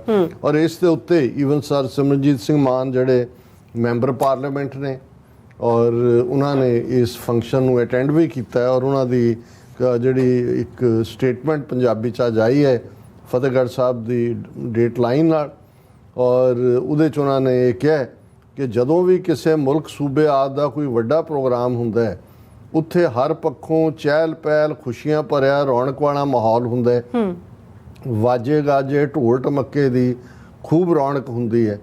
ਪਰ ਕੱਲ੍ਹ ਜਦੋਂ ਦਿੱਲੀ ਨਵੀਂ ਪਾਰਲੀਮੈਂਟ ਦੇ ਉਦਘਾਟਨੀ ਸਮਾਰੋਹ ਵਿੱਚ ਮੈਂ ਸ਼ਾਮਲ ਹੋਇਆ ਤੇ ਤਾਂ ਉੱਥੇ ਸ਼ਾਮਲ ਹੋਣ ਵਾਲਿਆਂ ਦੇ ਚਿਹਰੇ ਉੱਤੇ ਨਾ ਕੋਈ ਰੌਣਕ ਸੀ, ਨਾ ਹੀ ਉੱਥੇ ਮਿਲਟਰੀ ਬੈਂਡ ਬਾਜਾ ਅਤੇ ਕਿਸੇ ਤਰ੍ਹਾਂ ਦੇ ਵੀ ਆਓ ਭਾਗਤ ਲਈ ਕੋਈ ਚਾਹ ਪਾਣੀ ਆਦਿ ਦਾ ਪ੍ਰਬੰਧ ਵੀ ਨਹੀਂ ਸੀ। ਮਾਨ ਸਾਹਿਬ ਲੰਗਰ ਲੱਭਦੇ ਹੋਣੇ ਨੇ ਉੱਥੇ। ਜਦੋਂ ਕਿ ਮੈਂ ਸੁਝਾਅ ਦਿੱਤਾ ਕਿ ਇਸ ਮੌਕੇ ਮਿਲਟਰੀ ਬੈਂਡ ਨੂੰ ਬੁਲਾਇਆ ਜਾਏ ਅਤੇ ਦੂਸਰੇ ਸਭ ਕੌਮਾਂ ਧਰਮਾਂ ਦੀਆਂ ਰਵਾਇਤਾਂ ਨੂੰ ਮੁੱਖ ਰੱਖਦੇ ਹੋਏ ਉਹਨਾਂ ਦੇ ਵਿਰਸੇ ਵਿਰਾਸਤ ਦੀ ਝਲਕ ਵੀ ਇਸ ਮੌਕੇ ਉੱਤੇ ਦੁਨੀਆ ਭਰ ਵਿੱਚ ਪ੍ਰਤੱਖ ਹੋਏ। ਜੋ ਉੱਥੇ ਤਕਰੀਰਾਂ ਹੋਈਆਂ ਉਸ ਵਿੱਚ ਸਭ ਨੂੰ ਸਮਝ ਆਉਣ ਵਾਲੀ ਬੋਲੀ ਭਾਸ਼ਾ ਛੱਡ ਕੇ ਸੰਸਕ੍ਰਿਤ ਤੇ ਟੁੱਟੀ ਫੁੱਟੀ ਹਿੰਦੀ ਦੀ ਵਰਤੋਂ ਕੀਤੀ ਗਈ ਅਤੇ ਬਹੁ ਗਿਣਤੀ ਹਿੰਦੂਤਵੀ ਰਿਵਾਜਾਂ ਦਾ ਬੋਲਬਾਲਾ ਕਰਦੇ ਹੋਏ ਇਸ ਸਮਾਰੋਹ ਨੂੰ ਕੱਟੜਵਾਦੀ ਹਿੰਦੂਤਵਾ ਰੂਪ ਹੀ ਦਿੱਤਾ ਗਿਆ। ਮਾਨ ਸਾਹਿਬ ਹੈ ਹੀ ਇਹ ਹਿੰਦੂਤਵਾ ਦੀ ਦੇ ਪਹਿਲੇ ਬਾਦਸ਼ਾਹ ਦੀ 21ਵੀਂ ਸਦੀ ਦੇ ਵਿੱਚ ਕੋਰੋਨੇਸ਼ਨ ਸੀ। ਉਹ ਕੋਰੋਨੇਸ਼ਨ ਵੀ ਅੰਗਰੇਜ਼ੀ ਲਫ਼ਜ਼ ਹੈ, ਰਾਜ ਅਭਿਸ਼ੇਕ, ਰਾਜ ਤਿਲਕ ਉਹਨਾਂ ਨੇ ਦੇਣਾ ਸੀ ਔਰ ਉਹਨਾਂ ਨੇ ਉਵੇਂ ਹੀ ਕੀਤਾ। ਜੇ ਅੰਗਰੇਜ਼ੀ ਦੀਆਂ ਤਕਰੀਰਾਂ, ਜੋ ਅੰਗਰੇਜ਼ੀ ਦੀਆਂ ਤਕਰੀਰਾਂ ਦਾ ਉਲੱਥਾ ਕਰਨ ਵਾਲੇ ਸਨ, ਉਹਨਾਂ ਦੇ ਵੀ ਭਾਸ਼ਾ ਬੋਲੀ ਅਜਿਹੀ ਸੀ ਕਿ ਜੋ ਇੱਥੇ ਸਭ ਵਰਗਾਂ ਦੇ ਨੁਮਾਇੰਦਿਆਂ ਨੂੰ ਸਮਝ ਹੀ ਨਹੀਂ ਸੀ ਪੈਂਦੀ, ਉਹ ਸਮਝਾਉਣਾ ਵੀ ਨਹੀਂ ਸੀ ਚਾਹੁੰਦੇ। ਉਹ ਤਾਂ ਸਿਰਫ ਸੰਸਕ੍ਰਿਤ ਹਿੰਦੀ ਵਾਲਿਆਂ ਨੂੰ ਔਰ ਜਿਹੜੀ ਕਰਾਊਡ ਨੂੰ ਉਹਨਾਂ ਨੇ ਟਾਰਗੇਟ ਕੀਤਾ ਹੋਇਆ ਸੀ। ਜਿਵੇਂ ਤਿਰੰਗੇ ਝੰਡੇ 'ਚ ਸਿੱਖ ਕੌਮ ਦੀ ਕੋਈ ਯਾਦਗਾਰ ਨਹੀਂ ਰੱਖੀ ਗਈ, ਉਸੇ ਤਰ੍ਹਾਂ ਸਿੱਖ ਕੌਮ ਦੀ ਕਿਸੇ ਵੀ ਮਹੱਤਵਪੂਰਨ ਗੱਲ ਨੂੰ ਇਸ ਸਮੇਂ ਯਾਦ ਨਾ ਕਰਕੇ ਨਜ਼ਰਅੰਦਾਜ਼ ਕੀਤਾ ਗਿਆ, ਜੋ ਪਾਰਲੀਮੈਂਟ ਉਦਘਾਟਨ ਸਮਾਰੋਹ ਨੂੰ ਖੁਸ਼ੀਆਂ ਵਿੱਚ ਉਜਾਗਰ ਕਰਨ ਦੀ ਬਜਾਏ ਫਿੱਕਾ ਤੇ ਨਮੋਸ਼ੀ ਭਰਿਆ ਜ਼ਾਹਰ ਕਰ ਰਿਹਾ ਸੀ। ਉਹ ਫਿਰੇ ਨੱਥ ਕਢਾਉਣ ਨੂੰ, ਉਹ ਕਹੇ ਨੱਕ, ਉਹ ਫਿਰੇ ਨੱਕ ਵਢਾਉਣ ਨੂੰ, ਉਹ ਕਹੇ ਨੱਥ ਕਢਾਉਣ ਨੂੰ। ਉਹ ਤਾਂ ਹੈ ਹੀ ਉਹਨਾਂ ਦਾ ਸਾਰਾ ਜਿਹੜਾ ਹੈ। ਬਲਕਿ ਕਿਸੇ ਵੀ ਤਰ੍ਹਾਂ ਦਾ ਖੁਸ਼ੀਆਂ ਵਾਲਾ, ਚਾਵਾਂ ਵਾਲਾ ਜਲੌ ਨਹੀਂ ਸੀ, ਜਦੋਂ ਕਿ ਇੰਡੀਆ ਦੀ ਇਹ ਰਵਾਇਤ ਰਹੀ ਹੈ ਕਿ ਅਜੇ ਸਮਿਆਂ ਤੇ ਪੂਰੇ ਜਲੌ, ਖੁਸ਼ੀਆਂ, ਚਾਵਾਂ ਨਾਲ ਅਜੇ ਸਮਾਗਮਾਂ ਦੀ ਆਰੰਭਤਾ ਹੋਏ। ਸੋ ਮਾਨ ਸਾਹਿਬ ਨੂੰ ਵੀ ਸ਼ਾਇਦ ਅਜੇ ਕੋਈ ਜੇ ਭੁਲੇਖਾ ਹੈ ਤੇ ਮੇਰਾ ਖਿਆਲ ਹੈ ਉਹਨਾਂ ਦਾ ਵੀ ਭੁਲੇਖਾ ਦੂਰ ਹੋ ਜਾਣਾ ਚਾਹੀਦਾ ਸੀ। ਹਾਲਾਂਕਿ ਉਹਨਾਂ ਨੇ ਇਸ ਨੂੰ ਆਪਣੇ ਅੰਦਾਜ਼ ਦੇ ਵਿੱਚ ਇਸ ਗੱਲ ਨੂੰ ਪੇਸ਼ ਕੀਤਾ। ਉਹਨਾਂ ਨੇ ਕਲੀਅਰਲੀ ਇਹ ਕਿਹਾ ਵੀ ਇਹ ਤਾਂ ਹਿੰਦੂਤਵੀ ਰਵਾਇਤਾਂ ਹੀ ਸੀ। ਤਾਂ ਕੁੱਲ ਦੁਨੀਆ ਨੇ ਦੇਖਿਆ ਕਿ ਭਾਈ ਉੱਥੇ ਕੀ ਚੱਲ ਰਿਹਾ ਔਰ ਕਿਵੇਂ ਉਹਨਾਂ ਨੇ ਉੱਥੇ ਬਾਕੀ ਭਾਵੇਂ ਸਾਰੇ ਧਰਮਾਂ ਦੀਆਂ ਰਵਾਇਤਾਂ ਜਾਂ ਲੋਕ, ਜਾਂ ਪਹਿਲਾਂ ਅਸੀਂ ਜ਼ਿਕਰ ਕੀਤਾ ਸੀ ਨਾ ਪ੍ਰੈਜ਼ੀਡੈਂਟ ਨੂੰ ਇਨਵਾਈਟ ਕੀਤਾ ਕਿਉਂਕਿ ਉਹ ਸ਼ੂਦਰ ਹੈ, ਉਦਘਾਟਨ ਵੀ ਆਪ, ਕੈਮਰੇ ਵੀ, ਔਰ ਇੰਚ ਤੇ ਇੰਨੇ ਕੁ ਕੈਮਰੇ ਕਿ ਵੀ ਗਿਣਤੀ ਨਹੀਂ ਹੋ ਸਕਦੀ, ਹਰ ਐਂਗਲ। ਔਰ ਜਿਹੜੀ ਉਹਨਾਂ ਦੀ ਟਾਰਗੇਟਡ ਕਰਾਊਡ ਹੈ ਜਿਨ੍ਹਾਂ ਨੂੰ ਉਹਨਾਂ ਨੇ ਮੈਸੇਜ ਦੇਣਾ ਸੀ ਕਿ ਹਿੰਦੂਤਵਾ ਦਾ ਪਹਿਲਾ ਬਾਦਸ਼ਾਹ ਤਖਤ ਤੇ ਬੈਠ ਗਿਆ, ਉਸ ਨੂੰ ਤਾਂ ਮੈਸੇਜ ਉਹਨਾਂ ਨੇ ਦੇ ਦਿੱਤਾ। ਲੇਕਿਨ ਇਸ ਸਾਰੇ ਦੇ ਚੱਲਦਿਆਂ ਮੈਂ ਇਸ ਸੈਗਮੈਂਟ ਦੀ ਕਲੋਜ਼ਿੰਗ ਦੇ ਵਿੱਚ ਸਾਡੇ ਵੀਰ ਭਾਈ ਸੰਤੋਖ ਸਿੰਘ ਜੀ ਜਿਹੜੇ ਟੋਰਾਂਟੋ ਬੇਸਡ ਨੇ, ਸ਼ਾਇਰ ਨੇ, ਉਹ ਕੁਛ ਨਾ ਕੁਛ ਜਿਹੜਾ ਹੈ ਉਹ ਨਵੀਂ ਨਜ਼ਮ ਲਿਖਦੇ ਨੇ। ਉਹਨਾਂ ਦੀ ਨਜ਼ਮ ਦੇ ਨਾਲ ਮੈਂ ਕਲੋਜ਼ ਕਰਦਾ ਇਸ ਸੈਕਸ਼ਨ। ਸੱਚ ਝੂਠ ਦੀ ਜੰਗ। ਇਹ ਠੀਕ ਹੈ, ਬਹੁਤ ਸਾਰਿਆਂ ਨੂੰ ਲੱਗਦਾ ਹੈ ਵੀ ਹੁਣ ਤਾਂ ਹਿੰਦੂ ਸਾਮਰਾਜ ਆ ਗਿਆ, ਸਿੱਖ ਤਾਂ ਕੀ ਕਰਨਗੇ ਔਰ ਕਿਵੇਂ ਸਾਰੇ ਜਿਹੜੇ ਨੇ ਉਹ ਦੁਬਕ ਕੇ ਬੈਠੇ ਹੋਏ ਨੇ। ਪਰ ਉਹਨਾਂ ਦੀ ਹਰ ਨਜ਼ਮ ਦੇ ਵਿੱਚ ਖਾਲਸਾਈ ਸਪਿਰਿਟ ਹੁੰਦੀ ਹੈ, ਡਿਫਾਇੰਸ ਹੁੰਦੀ ਹੈ। ਕੱਚੇ ਕੋਠਿਆਂ ਨੂੰ ਨਹੀਂ ਢਹਿਣ ਦਿੰਦੇ, ਲਿਪ ਦਿੰਦੇ ਜੋ ਸਖਤ ਜਾਨ ਹੁੰਦੇ। ਕੱਚੇ ਕੋਠਿਆਂ ਨੂੰ ਨਹੀਂ ਢਹਿਣ ਦਿੰਦੇ, ਲਿਪ ਦਿੰਦੇ ਜੋ ਸਖਤ ਜਾਨ ਹੁੰਦੇ। ਵਿਰਲੇ ਨਹੀਂ ਗੁਲਾਮੀ ਕਬੂਲ ਕਰਦੇ, ਭਾਵੇਂ ਦੁੱਖ ਗੁਲਾਮੀ ਦੇ ਬੁਰੇ ਹੁੰਦੇ। ਤਵਾਰੀਖ ਇਤਿਹਾਸ ਦੀ ਬਦਲ ਦਿੰਦੇ, ਸੰਗਲ ਤੋੜ ਦਿੰਦੇ, ਗਲ ਜੋ ਪਏ ਹੁੰਦੇ। ਜਿਹੜੇ ਪਾਤਸ਼ਾਹੀ ਦਾਅਵੇ ਦੀ ਗੱਲ ਕਰਦੇ, ਹਵਾ ਬਦਲ ਦਿੰਦੇ ਜੋ ਸਿੱਧੂ ਦੀਪ ਹੁੰਦੇ। ਭਾਵੇਂ ਝੰਡਾ ਆਣ ਆਜ਼ਾਦੀ ਦਾ ਗੱਢ ਦਿੰਦੇ, ਭਾਵੇਂ ਜੇਲਾਂ ਹੋਣ ਅੰਮ੍ਰਿਤਪਾਲ ਹੁੰਦੇ। ਜੇਕਰ ਕੌਮੀ ਆਜ਼ਾਦੀ ਦਾ ਇਸ਼ਕ ਹੋਵੇ, ਤਾਈਓ ਵਹਿਣ ਦਰਿਆਵਾਂ ਦੇ ਮੋੜ ਹੁੰਦੇ। ਸੁਬੇਗ ਸਿੰਘ ਪੜਪੋਤਾ ਮਹਿਤਾਬ ਸਿੰਘ ਦਾ, ਜਨਰਲ ਸੁਬੇਗ ਸਿੰਘ, ਕਿਉਂਕਿ ਅੱਜ ਅਸੀਂ ਗੱਲ ਕਰ ਰਹੇ 30 ਮਈ ਨੂੰ ਔਰ ਆਉਣ ਵਾਲਾ ਹਫਤਾ ਘੱਲੂਘਾਰਾ 84 ਦੀ ਯਾਦ ਨੂੰ ਸਮਰਪਿਤ ਹੋਏਗਾ। ਸੁਬੇਗ ਸਿੰਘ ਪੜਪੋਤਾ ਮਹਿਤਾਬ ਸਿੰਘ ਦਾ ਨਸਲਾਂ ਬਾਜ਼ ਨਹੀਂ, ਟੈਂਕ ਤੋੜ ਹੁੰਦੇ। ਜਦੋਂ ਵਰਦੀਆਂ ਗੋਲੀਆਂ ਕੌਮ ਉੱਤੇ, ਅਣਖਾਂ ਵਾਲਿਆਂ ਦੇ ਸੀਨੇ ਛੇਕ ਹੁੰਦੇ। ਹਵਾ ਜਦੋਂ ਆਜ਼ਾਦੀ ਦੀ ਵਗਣ ਲੱਗੇ, ਸ਼ਮਾ ਲਈ ਪਰਵਾਨੇ ਤਿਆਰ ਹੁੰਦੇ। ਭਾਊ ਸੱਚ ਤੇ ਝੂਠ ਦੀ ਜੰਗ ਅੰਦਰ, ਸਦਾ ਫੈਸਲੇ ਹੱਥ ਅਕਾਲ ਹੁੰਦੇ। ਬੇਸ਼ੱਕ ਅੱਜ ਹਿੰਦੂਤਵੀ ਸਾਮਰਾਜ ਦੀ ਸ਼ੁਰੂਆਤ, ਹਿੰਦੂਤਵੀ ਜਿਹੜਾ ਸਮਰਾਟ, ਮੈਂ ਬਾਦਸ਼ਾਹ ਲਫ਼ਜ਼ ਵੀ ਨਹੀਂ ਇਸਤੇਮਾਲ ਕਰ ਰਿਹਾ ਕਿਉਂਕਿ ਇਹ ਵੀ ਹਿੰਦੂਤਵੀ ਲਫ਼ਜ਼ ਨਹੀਂ ਹੈ। ਉਹਨਾਂ ਨੇ ਤਾਂ ਉਹਨੂੰ ਪਹਿਲਾਂ ਹੀ ਹਿੰਦੂਤਵੀ ਹਿਰਦੇ ਸਮਰਾਟ ਕਿਹਾ ਹੋਇਆ ਸੀ। ਉਹ ਮੋਦੀ ਜਿਹੜਾ ਹਿੰਦੂਤਵੀ ਹਿਰਦੇ ਸਮਰਾਟ ਸੀ, ਹੁਣ ਉਹ ਰੀਅਲ ਹਿੰਦੂਤਵਾ ਦਾ ਇੱਕ ਸਮਰਾਟ ਬਣ ਕੇ ਉਸ ਦਾ ਰਾਜ ਤਿਲਕ ਹੋਇਆ। ਲੇਕਿਨ ਭਾਈ ਸੰਤੋਖ ਸਿੰਘ ਹੋਰਾਂ ਦੀ ਇਹ ਲਾਈਨ ਬੜੀ ਅਹਿਮੀਅਤ ਰੱਖਦੀ ਹੈ ਕਿ ਹਵਾ ਜਦੋਂ ਆਜ਼ਾਦੀ ਦੀ ਵਗਣ ਲੱਗੇ, ਸ਼ਮਾ ਲਈ ਪਰਵਾਨੇ ਤਿਆਰ ਹੁੰਦੇ। ਭਾਊ ਸੱਚ ਤੇ ਝੂਠ ਦੀ ਜੰਗ ਅੰਦਰ, ਸਦਾ ਫੈਸਲੇ ਹੱਥ ਅਕਾਲ ਹੁੰਦੇ। ਅਲਟੀਮੇਟਲੀ ਅਕਾਲ ਪੁਰਖ ਦੀ ਹੋਂਦ। ਬੜੇ ਬੜੇ ਸਾਮਰਾਜ, ਰੋਮਨ ਐਮਪਾਇਰ, ਓਟੋਮੈਨ ਐਮਪਾਇਰ, ਕਿੰਨੇ ਤੁਸੀਂ 7-8 ਹਜ਼ਾਰ ਸਾਲ ਦੀ ਹਿਸਟਰੀ 'ਚ ਜਿਹੜੇ ਲੱਗਦਾ ਸੀ ਵੀ ਜਿਨ੍ਹਾਂ ਨੂੰ ਕੋਈ ਹਿਲਾ ਨਹੀਂ ਸਕਦਾ, ਤੇ ਇਹ ਕਿਹਦੇ ਪਾਣੀ ਹਾਰ ਨੇ। ਅਲਟੀਮੇਟਲੀ ਇਸ ਹਿੰਦੂ ਸਾਮਰਾਜ ਦੀ ਜਿਹੜਾ ਹੁਣ ਉਹਨਾਂ ਨੇ ਬਣਾ ਹੀ ਦਿੱਤਾ ਹੈ ਹਿੰਦੂਤਵੀ ਸਾਮਰਾਜ, ਇਸ ਨੂੰ ਖਾਲਸਾ ਪੰਥ lock stock and barrel destroy ਕਰੇਗਾ। ਕੱਲਾ ਇਹੀ ਨਹੀਂ, ਅਸੀਂ ਦਰਿਆਏ ਜਮਨਾ ਤੋਂ ਵਾਘਾ ਤੱਕ ਅਸੀਂ ਆਪਣੀ ਜਿਹੜੀ ਆ ਉਹ ਸਰਹੱਦ ਇੱਕ ਸਾਈਡ ਦੀ ਦੱਸਦੇ, ਲੇਕਿਨ ਇਹ ਜਿਹੜਾ ਖਾਲਿਸਤਾਨ ਵੀ ਕਾਇਮ ਕਰੇਗਾ ਔਰ ਬਾਕੀ ਕੌਮੀ ਜਿਹੜੀਆਂ ਨੇ ਵੀ ਉਸ ਖਿੱਤੇ 'ਚੋਂ ਸਾਡੇ ਕਸ਼ਮੀਰੀ ਭਰਾ ਪੈਣਾ ਹੋਣ, ਉਹ ਨਾਰਥ ਈਸਟ ਦੇ ਵੀ, ਜਿਵੇਂ ਹੁਣ ਮਣੀਪੁਰ ਦੇ ਲੋਕ ਵੀ ਖੜੇ ਨੇ, ਨਾਗੇ ਪਹਿਲਾਂ ਹੀ ਖੜੇ ਸੀ, ਔਰ ਸਾਰੀ ਹਿੰਦੂਤਵੀ ਬੈਲਟ ਦੇ ਵਿੱਚ ਵੀ ਹਾਲਾਂ ਮੈਨੂੰ ਇੱਕ ਗੱਲ ਦਾ ਜ਼ਰੂਰ ਹੈ ਕਿ ਭਾਈ ਇਹ ਜਿਹੜੇ ਅਦਰਵਾਈਜ਼ ਸਿੱਖਾਂ ਦੇ ਮਗਰ ਪਏ ਹੁੰਦੇ ਨੇ ਅੰਬੇਦਕਰਾਈਟ ਬਣ ਕੇ ਜਾਂ ਦੂਜੇ, ਉਹਨਾਂ ਦੇ ਕੋਈ ਬਹੁਤੇ ਬਿਆਨਬਾਜ਼ੀਆਂ ਜਾਂ ਵਿਰੋਧ ਨਜ਼ਰ ਨਹੀਂ ਆਇਆ ਕਿ ਭਾਈ ਇਹ ਸਾਰਾ ਜਿਹੜਾ ਉਹ ਸਿਸਟਮ ਡਿਸਟਰੋਏ ਕਰਕੇ ਜਿਸ ਨੂੰ ਉਹ ਸੈਕੂਲਰ ਸਿਸਟਮ ਮੰਨਦੇ ਨੇ, ਬਿਲਕੁਲ ਇਹ ਨਵਾਂ ਜਿਹੜਾ ਆਇਆ ਹੈ, ਵਿਰੋਧ ਤਾਂ ਅੱਜ ਵੀ ਸਿੱਖਾਂ ਵੱਲੋਂ ਹੈ, ਲੇਕਿਨ ਅਲਟੀਮੇਟਲੀ ਜੇ ਗੁਰੂ ਨੇ, ਅਕਾਲ ਪੁਰਖ ਨੇ ਇਹ ਅਗਵਾਈ ਖਾਲਸੇ ਨੂੰ ਦਿੱਤੀ ਹੋਈ ਹੈ ਤੇ ਫਿਰ ਖਾਲਸਾ ਹੀ ਇਸ ਬ੍ਰਾਹਮਣਵਾਦ ਦਾ, ਜਿਹਦਾ ਅਜੋਕਾ ਨਾਂ ਹਿੰਦੂਤਵ ਹੈ, ਇਸ ਨੂੰ lock stock and barrel destroy ਕਰਕੇ ਇਹਨਾਂ ਦੀਆਂ ਜੜ੍ਹਾਂ ਜਿਹੜੀਆਂ ਨੇ ਉਹ ਓਸ਼ਨ, ਇੰਡੀਅਨ ਓਸ਼ਨ ਦੇ ਕੋਸੇ ਪਾਣੀਆਂ ਦੇ ਵਿੱਚ ਇਸ ਨੂੰ ਬਹਾਏਗਾ। ਜੀ ਡਾਕਟਰ ਸਾਹਿਬ, ਤੁਹਾਡਾ ਬਹੁਤ ਬਹੁਤ ਸ਼ੁਕਰੀਆ। ਸੋ ਇੱਥੇ ਲੈਣੇ ਬ੍ਰੇਕ, ਔਰ ਬ੍ਰੇਕ ਤੇ ਜਾਣ ਤੋਂ ਪਹਿਲਾਂ ਅਸੀਂ ਦਰਸ਼ਕਾਂ ਤੇ ਸਰੋਤਿਆਂ ਨੂੰ ਅਪੀਲ ਤੇ ਬੇਨਤੀ ਕਰਦੀ ਵਿਊਅਰਸ, ਜਿਸ ਤਰ੍ਹਾਂ ਕਿ ਤੁਸੀਂ ਜਾਣਦੇ ਹੋ ਕਿ TV 84 ਇੱਕ ਪੰਥਕ ਚੈਨਲ ਹੈ ਔਰ TV 84 ਦੀ ਚੜ੍ਹਦੀ ਕਲਾ ਲਈ ਵੱਧ ਤੋਂ ਵੱਧ ਡੋਨੇਟ ਕਰੋ। ਡੋਨੇਟ ਕਰਨ ਲਈ ਸਾਡੀ ਵੈਬਸਾਈਟ tv84.tv ਤੇ ਜਾ ਕੇ ਪੇਪਲ ਦੀ ਵਰਤੋਂ ਕਰਕੇ ਵਨ ਟਾਈਮ ਡੋਨੇਟ ਕਰ ਸਕਦੇ ਹੋ, ਮੰਥਲੀ ਡੋਨੇਟ ਵੀ ਕਰ ਸਕਦੇ ਹੋ। ਤੁਸੀਂ TV 84 ਦੇ ਨਾਮ ਤੇ ਚੈੱਕ ਬਣਾ ਕੇ ਸਾਨੂੰ ਮੇਲ ਵੀ ਕਰ ਸਕਦੇ ਹੋ ਸਾਡੇ ਇਸ ਪਤੇ ਤੇ